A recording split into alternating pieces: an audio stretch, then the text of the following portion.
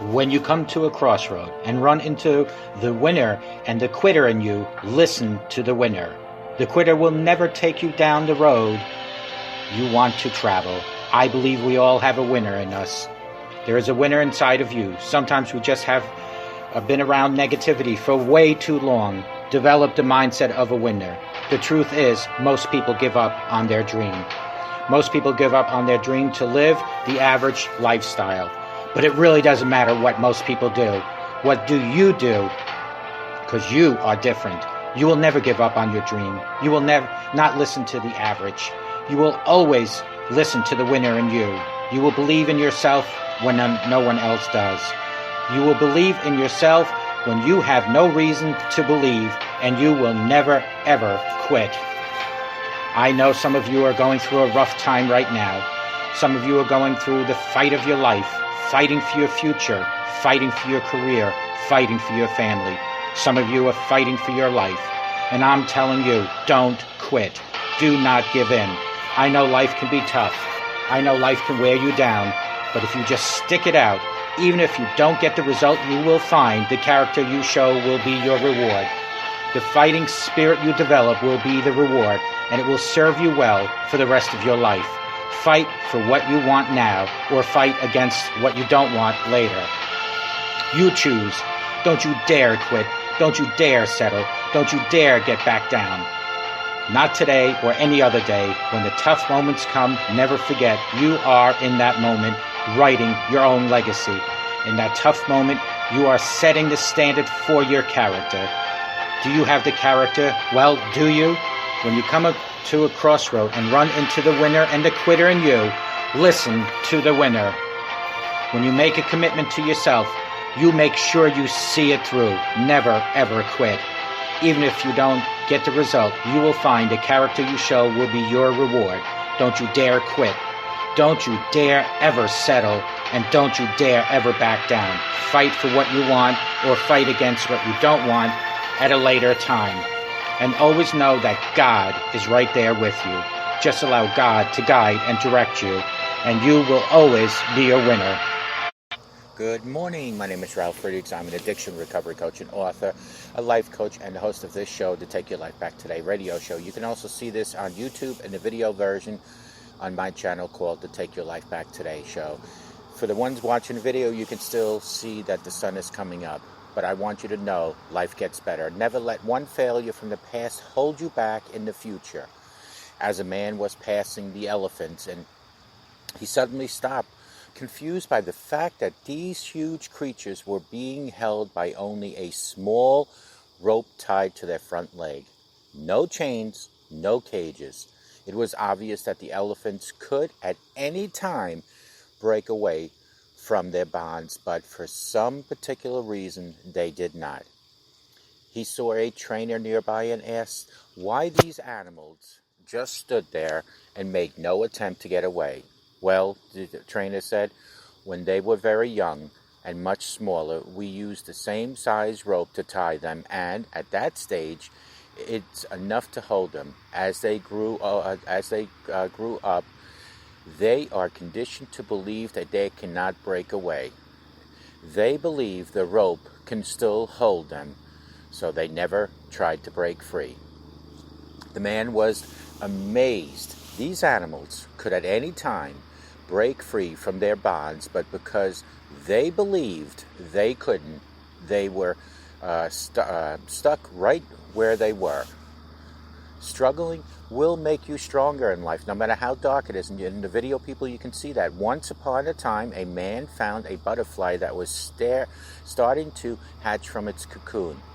He sat down and watched the butterfly for hours as it struggled to force itself through a tiny hole. Then it suddenly stopped making progress and looked like it was stuck. Therefore, the man decided to help the butterfly out. He took a pair of scissors and cut off the remaining bit of the cocoon. The butterfly then emerged easily, although it had a swollen body and small shriveled wings. The man thought nothing of it, and he sat there waiting for the wings to enlarge to support the butterfly. However, That never happened. The butterfly spent the rest of its life unable to fly, crawling around with small wings and a swollen body.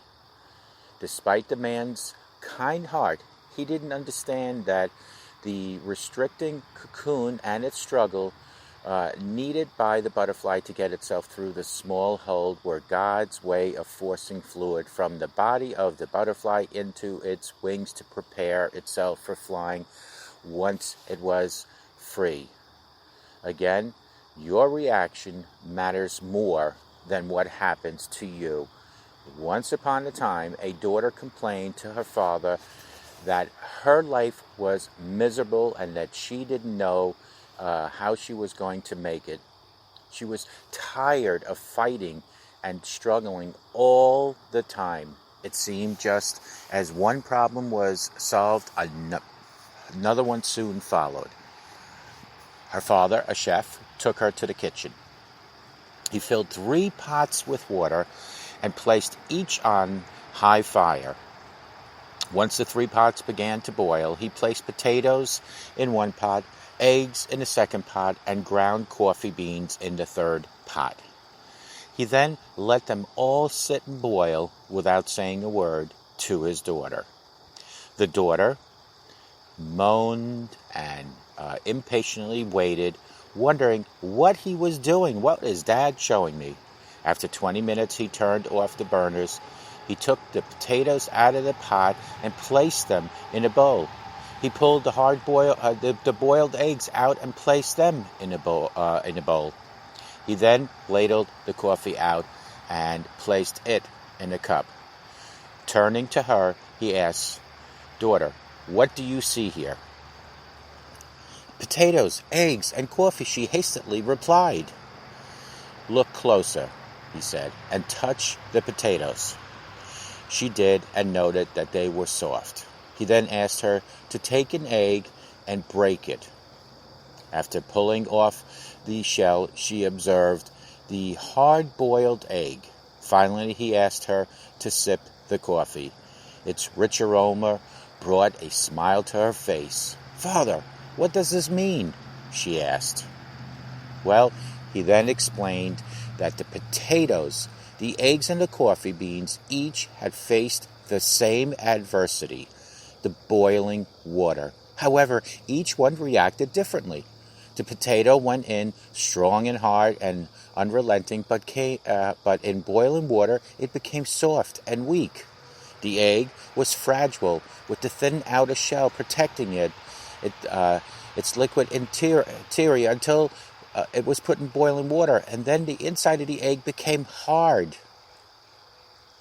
However, the ground coffee beans were very unique. After they were exposed to the boiling water, they changed the water and created something new.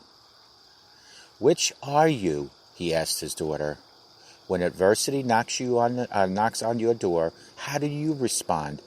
Are you a potato, an egg, or a coffee?" I asked you this morning. Anybody watching and listening to me, are you a potato, egg, or water?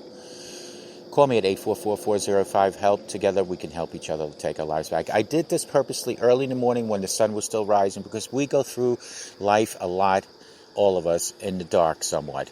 So let today be your first day of a brand new life. Are you a potato, an egg, or coffee? May God bless each and every one of you, and we will talk to you tomorrow. May God bless you, and have a great day. Take good care. Bye-bye.